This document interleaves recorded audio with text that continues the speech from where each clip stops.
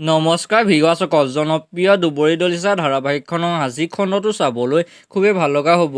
কিয়নো ভিউৱাৰসকল আজিৰ খণ্ডটোত দেখিবলৈ পাব কুণালে গা বেয়া গায়ে অফিচলৈ যাবলৈ ওলাই আহিব আৰু নীলে কুণালক গালি দিয়া দেখিবলৈ পাব। আনফালে দুয়োজনে কাজিয়া কৰা দেখি মাক ওচৰলৈ আহিব আৰু ক'ব, ওচৰ চুবুৰীয়া মানুহক কথাবোৰ জনাবলৈ খুজিছ নেকি বুলি কয়।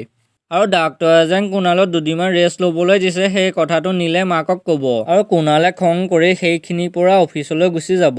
আনফালে নীল আৰু কুণালক কাজিয়া লগা গাঁৱৰ মানুহে চাই থাকে আৰু নীলে চাই থকা মানুহ দুজনক বেয়াকৈ গালি পৰা দেখিবলৈ পাব।